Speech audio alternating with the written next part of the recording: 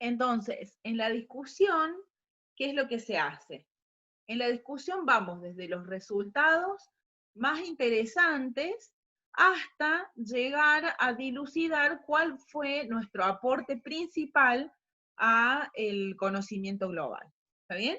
Entonces eso es lo que se hace en la discusión. Y finalmente en las conclusiones se resalta cuál es este descubrimiento que nosotros hicimos a través de este artículo de investigación que por lo general los artículos de investigación tienen una connotación positiva, es decir, nosotros reportamos eh, descubrimientos, es decir, no reportamos fracasos, y eso es lo que uno muchas veces se pregunta, porque, por ejemplo, si algún resultado no salió, ese tipo de papers no se reporta, o sea, ese tipo de análisis no se reporta. No digo, no, yo mezclé A con B, pero no me dio nada.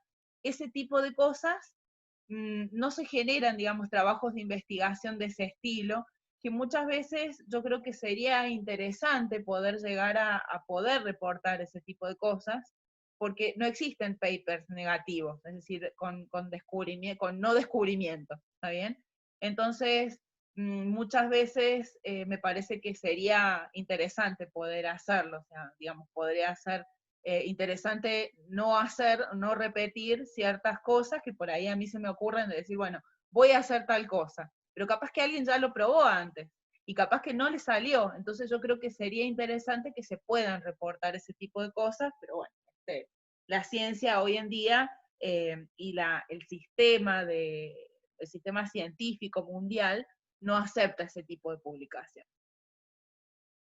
Bueno, ¿qué es lo que se dice en el abstract? ¿Por qué yo hago hincapié en el abstract? Porque usualmente el abstract es lo único que uno lee del artículo científico, porque hay tanta cantidad de artículos científicos que se publican por día que existiría, digamos, una sobreinformación sobre ciertas temáticas.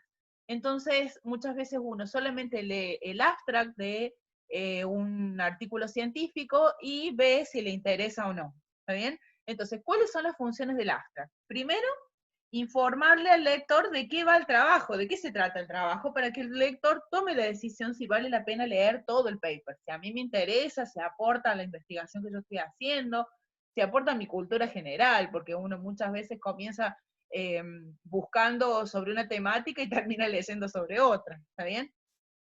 Y después, para ser incluidos en libros de referencia sobre la temática, porque muchas veces hay recopilaciones de diferentes investigaciones y no hay espacio para colocar un artículo completo, un artículo científico completo, entonces lo único que se coloca es el abstract.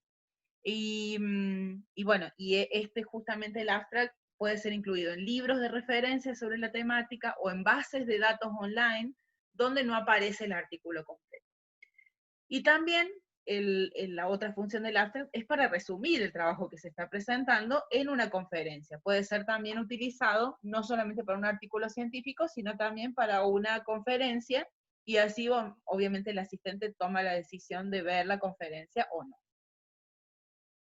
Entonces, el abstract es como un mini paper, ¿está bien? Es una mini publicación científica porque en el abstract también tiene que haber una frase que diga la introducción, una frase que resuma para qué se hace este artículo científico, otra frase que diga la metodología y otra frase que diga cuáles son los resultados que aporta trabajo científico. Estas son, bueno, las que están marcadas en rojo son los constituyentes obligatorios de cualquier abstract. Adicionalmente, obviamente, uno puede agregar una frase adicional con una conclusión, pero bueno, y también alguna frase relacionada a la discusión de resultados, pero estas son optativas. Pero lo más importante dentro del abstract para que uno pueda informarse de qué se trata el paper es para qué se hace, qué métodos utilizó para hacerlo y cuáles son los resultados principales que aporta el paper a la comunidad científica. De esa manera uno puede tener la opción de saber de qué se trata y elegir si leerlo o no. ¿Cómo se busca un artículo científico? Bueno, uno ingresa primero a www.sciencedirect.com. Hay otros lugares donde buscar. Yo usualmente uso este o uso Scopus. Eh, Ahora lo vamos a ver en un ratito. Bueno, acá dice Search All Fields. Bueno, ahí uno pone por ahí una palabra clave.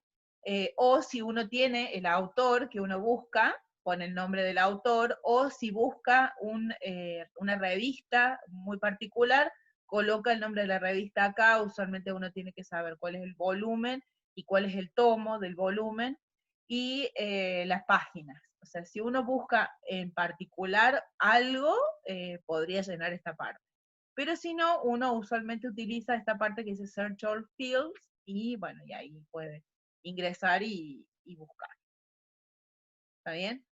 Bueno, esta es la forma en que nos da la respuesta ScienceDirect. Uno dentro de la universidad tiene acceso ilimitado a ScienceDirect dentro de cualquier computadora que esté conectada al acceso institucional. Pero ahora en la pandemia nos han dado vía libre para buscar desde nuestras casas, y bueno, ahora lo vamos a ver en la clase de hoy. Bueno, ¿qué aspecto tiene un artículo científico? Fíjense, este es el aspecto que en general tienen los artículos científicos. Bueno, acá dice la base de datos, o sea, en este caso pertenece a Elsevier, puede pertenecer a otras. Usualmente Elsevier es una editorial que eh, acopla mucha cantidad de revistas científicas. Bueno, acá arriba dice el nombre de la revista, el volumen, en este caso dice Carbon 139 es el volumen, 2018 es el año de publicación, y de entre 325 y 333 son las páginas en las que se encuentra esta publicación científica. Bueno, ahí está el nombre de la revista, dónde lo puedo encontrar, que es digamos, el link hacia la revista. Este es el título del artículo, se llama Mechanochemical Synthesis of Porous Carbon at Room Temperature with a High Order sp2 Microstructure. Ese es el título del artículo. Y bueno, y después está el nombre de los autores, y después hay un supraíndice que nos dice a dónde pertenece cada uno de estos autores. Por ejemplo, fíjense las filiaciones. Las filiaciones, bueno, ahí dice, las filiaciones significa de dónde corresponde, de dónde proviene esa persona. Fíjense que hay, todos son de diferentes lugares de Alemania, Germany. Y después hay ciertas informaciones del artículo, cuándo fue recibido, cuándo fue revisado, cuándo fue aceptado, desde cuándo está disponible online, y la parte del abstract. Así es como se ve usualmente cuando uno descarga un artículo científico. Bien, hay otras formas ahora este es otro ejemplo de otra revista científica. Fíjense que ahí dice Chemosphere, bueno, arriba también de vuelta el nombre de la revista, el año, el volumen y las páginas.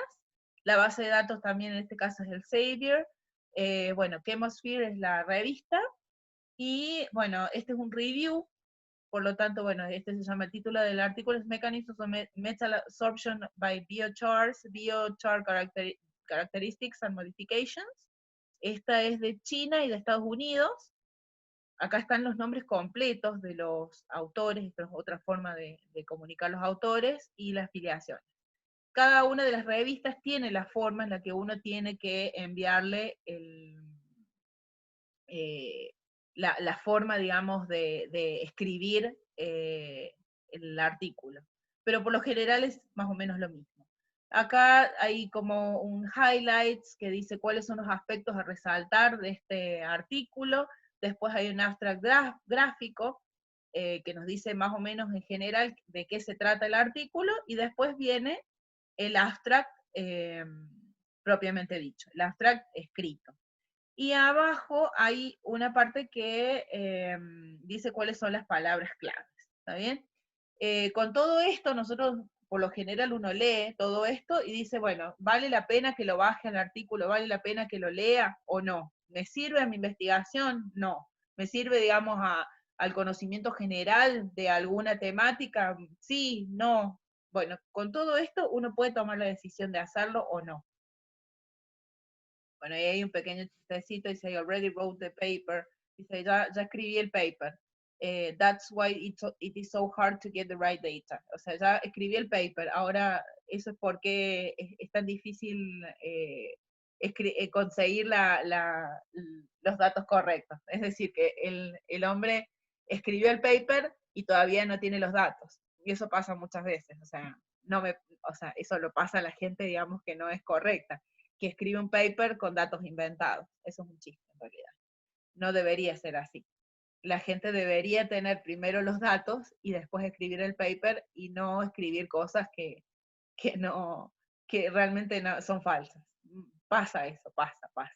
La gente escribe papers y en realidad no tiene los datos experimentales. Y hay muchas truchadas como en todos lados. Bueno, ¿cómo se escribe una cita o una referencia de un texto? Existen normas de escrituras para ver cómo se cita un paper. Bueno, usualmente se utilizan las normas APA, que, bueno, contiene directrices de todos los aspectos relacionados con la redacción, desde la determinación de la autoría hasta la construcción de un cuadro para evitar el plagio y la precisión en las referencias bibliográficas. Este manual es un manual bastante complejo y amplio, pero bueno, hay algunos lugares en internet en los que nos dan ciertos tips como para decir, bueno, ¿cómo hacemos para hacer la cita? Si se trata de un link de internet, o si estamos citando un paper científico, o si estamos citando un libro, o si estamos citando una tesis, y así. Yo solamente les voy a decir cómo se citan papers científicos, no el resto de las cosas, eso lo pueden buscar ustedes después, pero es muy importante para cuando tienen que redactar algo, cuando tienen que redactar un informe. Por ejemplo, fíjense que esta es una parte de la introducción del paper, y acá en el paper lo que está haciendo es describiendo, bueno, el átomo de carbón, bla, bla, bla, bla, bla, bla, y dice que el átomo tiene, bueno, los carbones tienen múltiples aplicaciones, incluyendo almacenaje de energía electroquímica, y ahí cita del 1 al 3, y son 3 papers que se relacionan al almacenamiento de energía electroquímica. Después se pueden utilizar como biosensores, biomedicina, y cita del 4 y 5. ¿Está bien? Entonces, ahí tenemos diferentes formas que, bueno, que se van citando entre corchetes, y acá están, esta parte es la de la bibliografía, en la que se dice cómo se cita. Bueno, uno corresponde a Seiger, Jekyll y bla, bla, bla. El segundo corresponde a Burkhardt y no sé quién más. Y el 3 corresponde a Jekyll y, bueno, bla, bla, bla. Y ahí se citan, digamos, las diferentes personas, diferentes papers que contribuyen a este otro paper. ¿Está bien? Bueno, este es otro paper en el que también se realiza una cita, pero no es como la anterior, sino que en realidad este utiliza el apellido del primer autor y después el año de publicación. ¿Está bien? Y después, en bibliografía, fíjense que acá la bibliografía no está ordenada como en esta anterior, en el que dice 1, 2, 3, 4, a medida que van apareciendo, sino que acá están ordenadas alfabéticamente. Yo he tomado retazos de la bibliografía y están ordenados alfabéticamente. Y por ejemplo, si analizamos cómo se escribe la cita del primer ejemplo, del primer paper, fíjense que primero están los autores, o sea, la inicial del nombre y el apellido, coma, inicial, nombre, apellido, y así sucesivamente. Dice que es un review, y está el título del artículo, el nombre de la revista, que debe ser Journal of Material Chemistry, o algo así, no me acuerdo cómo es el nombre de la revista. Este es el número de volumen, que es el 4, entre paréntesis aparece el issue, o el tomo, entre paréntesis luego aparece el año, y luego las páginas en las que se encuentran. Y luego aparece el link al DOI. ¿Qué es el DOI? El DOI es un número que identifica este material digital y es único e irrepetible, es como el número de documento. Es un código único que tienen algunos artículos científicos que están extraídos de bases de datos de la web. Digital Object Identifier se llama. Y en este caso se cita el DOI de cada uno de los artículos de esa forma de escribir la bibliografía. Y en este ejemplo 2, fíjense que tenemos acá a Dermibas A, bueno, es el apellido, apellido, coma, la inicial del nombre, el año, el título del artículo, acá tenemos el nombre de la revista, que es Journal of Hazardous Materials, el número de volumen y las páginas en las que se encuentran. Esas son dos formas de citar la bibliografía y nosotros si adoptamos una, no podemos mezclar una con la otra, ¿sí? Entonces, por lo general uno tiene que, si va a citar así, todas las citas tienen que aparecer de la misma manera. Si vamos a citar así, todas las citas tienen que aparecer de la misma manera. Fíjense que en cada una de las... bueno, de hecho ahora creo que puse acá las bibliografías, fíjense que yo lo cito así, pongo entre paréntesis el número, perdón, el año, luego el título, las páginas en las que aparece, y después, esto es un libro, ¿no? La editorial. Y así, bueno, esta es la cita de una tesis, bueno, esta es la cita de otro libro, la cita de otro libro, y después acá hay citas de, bueno, acá también hay otro libro, y acá estas son links a internet. ¿Está bien? Entonces, esa sería, digamos, la forma de citar, y si uno cita algo, tiene que citarlo siempre de la misma manera, y si no, fijarse cuáles son las normas APA para cita de tesis, para cuáles son las normas APA, cómo nos dicen las normas APA de citar, por ejemplo, un link de internet, o cómo citar una crítica, o cómo citar un artículo periodístico, o etcétera, etcétera. ¿Está bien? Pero siempre tenemos que ver de cómo se escriben, la forma de citar, porque bueno, obviamente eso también hace a la presentación que uno llegue a hacer, no solamente de un paper científico, sino también de, por ejemplo, una monografía o una presentación que pida el profesor de algo, ¿está bien?